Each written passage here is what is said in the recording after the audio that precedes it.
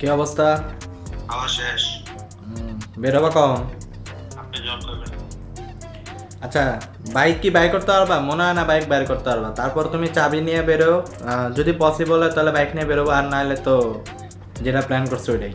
খাওয়া শেষ হয়েছে নাকি? সাউন্ডে তো মনে হচ্ছে খাওয়া শেষ হয় না, এখনো মুচুর মুচুর মুচুর মুচুর করতেছো। ওই মানে শেষের দিকে আর কি ভাই। বুঝতে পেরেছি। ফিনিশিং দিতে আর কি। ভালো করে ফিনিশিং দাও তাহলে। ওকে ওকে। ওকে। আর বেরোবো কয়টা? 4টা? তারপরে বেশি সন্ধ্যা যাবো না। ওকে ওকে। রাজীবের মাথা পুরোপুরি নষ্ট হয়ে গেছে। গত 2 মাস হয়ে গেছে ও বাইক বাসা থেকে বের করতে পারে না, গ্যারেজের থেকে নামাইতে পারতেছে না। এর ভিতরে যেটা করে সেটা হলো 7-8 দিন পর পর বাইকটা একটু স্টার্ট দেয়, স্টার্ট দেওয়ার পর এই গ্যারেজের ভিতরে একটু ঘোরাঘুরি করে। তো ঘটনা হয়েছে এর ভিতরে আমাদের বাসার সামনে যে কাজটা চলতেছিল, ফার্স্ট পিরিয়ডের কাজ শেষ, মাটি টাটি মোটামুটি একটু সমান টমান হয়েছিল। তো অনেকে কি করছে, গ্যারেজ থেকে বাইক বের করছে। তো রাজীব আমার সকালবেলা বলতেছে যে ভাই আজকে যেহেতু মাটি টাটি একটু সমান আছে, বাইকটা নিয়ে বেরোই, মোটামুটি আশপাশ দিয়ে একটু ঘুলি টুলি দিয়ে এসে বাইকটা রাখবো। বাইকটা তো অনেকদিন হয়ে গেছে, গ্যারেজের থেকে বের করা হয় না। খুব ভালো কথা। তো সকালবেলা সিচুয়েশন ভালো ছিল, মাটি টাটি সমান ছিল। তো দুপুরের পরে লাঞ্চের পরে আবার সে এসকেভেটর বেকু মেশিনে কাজ চলেছে, মাটি টাটি আবার লন্ডভন্ড করে দিছে। এখন রাজীবের তো পুরো মাথা নষ্ট। হ্যাঁ ভাই, চিন্তা করলাম কি হইলো কি, চিন্তা করলাম যে আজকে বাইকটা নিয়ে একটু বেরোবো, একটু ঘুরে ফিরে বেড়াবো, আর যাই তাই অবস্থা। A few moments later. ওরে রে, রাজীবের খুশি ধরে না। রাজীব আজকে কতদিন পর বাইক বাই করতেছে, পুরা 2 মাস পর আজকে রাজীবের বাইক বের হচ্ছে। স্টার্ট নিছে, গুড। হ্যাঁ, হন্ডার বাইক নাকি?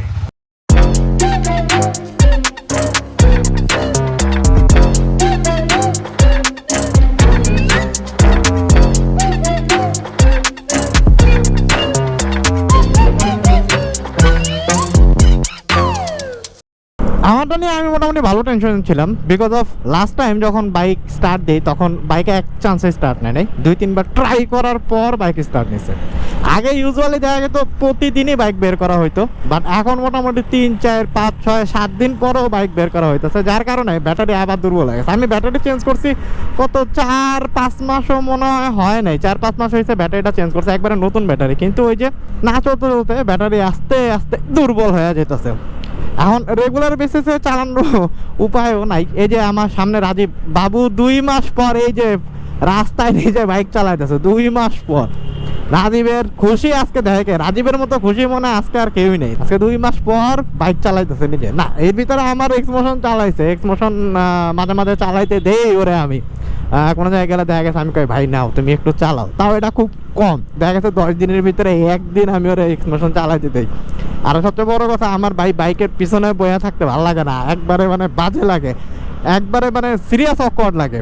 বাইক চালানো শেয়ার পরেতে এই সমস্যা হয়েছে, এখন কারো পিলেও নয়তো মন চায় না, এখন নিজেই ড্রাইভার, রাইডার, বাইকার। আচ্ছা যাই হোক, তো এখন এই যে 300 ফিট আসলাম, 300 ফিট এসে এখন এই যে একটা রাউন্ড হবে আমাদের টেস্ট ট্র্যাক হলো 300 ফিট। বাইক যদি একটু আটকা হয়ে যায়, বাইক যদি না ভাগে, বাইকের পারফরমেন্স টেস্ট করার জন্য আমরা 300 ফিট আসি। তো রাজীবের বাইকটা অনেকদিন পর আজকে বাসা থেকে বেরোইছে, তো এই কারণে আজকে একটু 300 ফিট আসলাম। 300 ফিট এসে যে বাইকের যে জড়তা মরতা এগুলো একটু দূর করা লাগবে, এই জন্য 300 ফিট সবচেয়ে বেস্ট টেস্ট ট্র্যাক।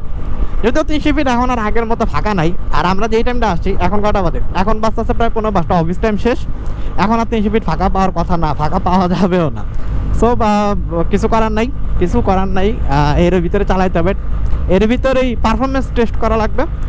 বাট 300 ফিটের সাথে বড় সমস্যা এই যে রাস্তা পারাপারের ব্যবস্থাটা যদি কোনোভাবে বন্ধ করে দেওয়া যেত। এই জিনিসটা না খুবই রিস্কি একটা জিনিস, এরকম একটা এক্সপ্রেসওয়েতে রাস্তা পারাপার মানুষ যাইতেছে, এই জিনিসটা না মাইনে নেওয়া যায় না। এই এক্সপ্রেসওয়ে সবচেয়ে বড় সমস্যা হচ্ছে কি, এই এক্সপ্রেসওয়েতে ফুট ওভার ব্রিজ খুবই কম আছে, যা আছে এইগুলো অ্যাকচুয়ালি মানে ওই রকম না। এই যে যেমন এতটুকু রাস্তার ভিতরে আমি একটা ফুট ওভার ব্রিজ দেখতেছি, মানে জাস্ট খালি পয়েন্টগুলাতে ফুট ওভার ব্রিজ দিয়ে রাখা।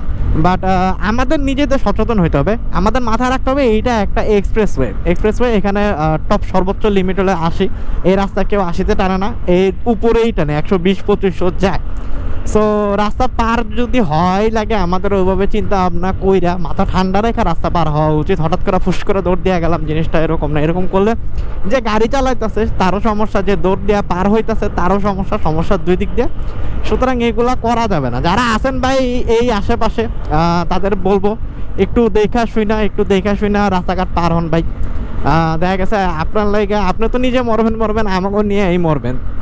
রাজীব একটু পিছনে পড়ে গেছে, আজকে একটু স্লো টানতেছে আমি জানি, অনেকদিন পর বাইক ধরছে তো ওর নিজের ভিতরে এমন একটু জড়তা কাজ করতেছে, একটু স্লোই টানুক, অনেকদিন পর অভ্যাসের একটা বিষয় আছে। আমি সেদিনকে 7-8 দিন পর বাইক নিয়ে বের হয়ে যেরকম একটা বিপদে পড়ছি, আমার কাছে সব কিছু নতুন নতুন লাগছে। সেখানে রাজীব মোটামুটি 2 মাসের ভিতরে সর্বোচ্চ 2 দিন আমার বাইকটা চালাইছে, এই 2 মাসের ভিতরে সে বাইক ধরে দেয় নাই। তো সেই হিসাবে রাজীব ঠান্ডা মাথা চালাতেছে, ঠান্ডা মাথায় চালাক, বেশি গরম হয়ে গেলে সমস্যা। পুরা ফিল নিতেছে, একবারে পুরা ফিল নিতেছে, বাইকের র ফিলটা নিতেছে ভাই, পুরা চিন্তা ভাবনা কইরা বাইক চালাইতেছে, ফিল নিতেছে, বাইক এতদিন পর বাইক চালাইতেছে, ফিল ওরা ফিল নিতেছে, নেক ফিল নেওয়া ভালো। এখন ঘটনা হলো কি, সামনে এই যে ইউ টার্নটা পার হওয়ার পরে আমি ওর তো এমটিটা নেবো, আমি এমটিটা চালানো 2 মাস হয়ে গেছে। এক্সমোশনের পর বাংলাদেশে যদি আমার কোনো ফেভারিট নেকেড স্পোর্টস বাইক থাকে সেটা লাগে এমটি। এমটি দাও, নামো, এমটি দাও, নামো। কেন নাই? সার্ভিস করুম নে, দাঁড়াও, সবকিছু ঠিকঠাক হয়ে নে।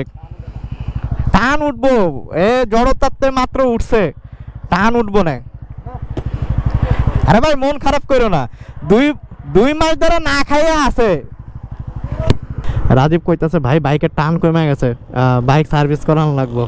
আমি ওরা বুঝ দিলাম ভাই 2 মাস ধরে এই বাইকটা ঘরে পড়া আছে। ঘরে পড়া থাকলে যে কোনো জিনিস, তুমি যদি ঘরে একটা লোহার দাও যদি ঘরে রেখা দিতা তাও এটা জং জং পড়া যেত। তো একটা বাইক রেখা দিছো, এটার পার্টস পাতি তো একটু হইলেও জং ধরছে, জং ধরে নাই, ওই গ্রিজগুলো থাকে, গ্রিজগুলো শুকায় যায়। 2 মাস পরে এমটি চালাইতেছে, ভালো লাগতেছে সত্যি কথা। এই ক্লাসটা একটু অ্যাডজাস্ট করাবো, ক্লাসটা বেশি লুজ হয়ে গেছে ভাই, যে অ্যাডজাস্ট করো না, এখন একটা অ্যাডজাস্ট করার সময় নেই। আর রাজীব যেরকম কইতাছে যে ভাই গাড়ি জ্যাম হয়ে গেছে, আমার কাছে মনে হইতেছে না গাড়ি অতটা জ্যাম হয়ে গেছে, একটু জ্যাম হইতে পারে, বিকজ অফ 2 মাস ভাই, 2 মাস কম না। যারা নেকেড স্পোর্টস বাইক কিনতে চান, হায়ার সিসি আসছে, ঠিক আছে, হায়ার সিসির ভিতরে দেখলাম ওই যে সিএফ মোটর 250 সিসির একটা বাইক আসছে নেকেড স্পোর্টস, বাট তারপরও কিছু জিনিস আছে, কিছু ফ্যাক্টর আছে।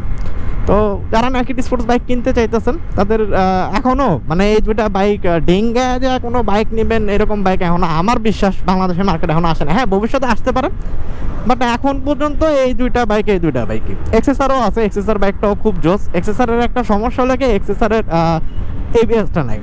ইন্দোনেশিয়ান বাইকগুলোর একটাই সমস্যা, ইয়ামাহার বাইকগুলোতে, ইয়ামাহার বাইকগুলোতে ওরা এবিএস দিতে চায় না, আমি জানি না কি লেগা। ইন্দোনেশিয়াও দেখছি, থাইগুলাও দেখছি, ইয়ামাহার বাইকগুলোতে এবিএস নাই। এখনও R15 ভার্সন 4 এবিএস নাই, ইন্দো ভার্সনে এমএ আছে, বাট নর্মাল যেটা 4 সেটার ভিতরে নাই। থাইটারও সেম কাহিনী, ওরা মনে করে 150 সিসির বাইকে এবিএস লাগে না, এটা পাও 2টা দাঁড়া করাই দিলে ব্রেক। আচ্ছা জোকসে পার্ট, আগে যেই সমস্যাগুলো ছিল, যে কমতিগুলো ছিল, যে ঘাটতিগুলো এমটিতে ছিল, যেমন এটার ভিতরে সামনে ইউএসডি সাসপেনশন নাই, ডুয়াল চ্যানেল এবিএস নাই, পিছনে অ্যালুমিনিয়াম সুইং আর্ম নাই। নতুন যে এমটিটা বেরিয়েছে BS7 ভার্সন, এটা তো সব কিছুই আছে। এমটিতে অ্যাকচুয়ালি কোনো কিছুই এখন আর মানে অভাব বোধ করবেন না। নতুন এমটি BS7 যেটা, সেটা আপনার নতুন কোনো কিছুতে অভাব বোধ করবেন না যে না ঠিক আছে এই বাইকে এই জিনিসটা দেওয়া উচিত ছিল, উন্নতির এই জায়গা ছিল, এই জিনিস দেয় নাই। আগে সিঙ্গেল চ্যানেল এবিএস ছিল, এখনকারটা ডুয়াল চ্যানেল এবিএস। আগে অ্যালুমিনিয়াম সুইং আর্ম ছিল না, এখন অ্যালুমিনিয়াম সুইং আর্ম দিছে। সামনে আগে মনোশক সাসপেনশন, মনোশক না টেলিস্কোপিক, সামনে টেলিস্কোপিক সাসপেনশন ছিল, এখন হলো আপসাইড ডাউন দিছে। সুতরাং সব দিক দিয়ে অল ইন অল একবারে পারফেক্ট অলরাউন্ডার বাইকগুলোকে এমটি। পাওয়ার ফিগার পাওয়ার ফিগারও আগে তো 19.5 ছিল, এখন মানে 18 করে ফেলছে। BS7-এ দিন দিন পাওয়ার কমাইতেছে, এটা একটা দুঃখের বিষয়। কে এটা পরে আমি এমনি কি করবো এটা পরে? ওইটা সিস্টেম বাদ দাও, যে কটা এই যে এডিট তুলে দিছে এডিট নিয়ে শুক্রিয়া আদা করো। সুন্দর নেই তো। হয়েছে মুড়ি খায় ওরা কয়টা ছবি তুলতে দিছে, আমার ছবি থামলেনে দিমু, ভালো তুলছে। এই যে এটা তাও মোটামুটি চলাইতারি। আপনি দেন তো আপনার কোন ছবিটা ডিস্টোর্টেড হইছে? আচ্ছা হইছে প্রত্যেকটা ছবি ডিস্টোর্টেড। আচ্ছা আমি 2x দিয়ে তুলছি, হইছে নিজেরটা সবসময় ভালোই লাগে। নিজে পারে না ছবি তুলতে, আমার দোষ ধরা শুরু করছে, বন্ড। যাই হোক, এমটির মজা নেওয়া শেষ, এখন আবার এক্সমোশনে চলে আসি। বহুত দিন পর এমটি চালায় আমি যেন এক্সমোশন ধরছি, এক্সমোশন জন্য আমার কাছে একটু আনিজে লাগতেছে। এমটির প্রথম ভার্সনটা মানে রাজীবেরটা ভার্সন 1 যেটার, ওইটার সামনে আপসাইড ডাউন সাসপেনশন না থাকার কারণে সামনের হ্যান্ডেলটা একটু বেশি নরম, একটু সফট, একটু মানে কেমন যেন ভার কম আর কি। বাট এক্সমোশনে তো সেটা না, এক্সমোশনে আপসাইড ডাউনের কারণে এক্সমোশনের সামনের সাইডটা একটু ভার।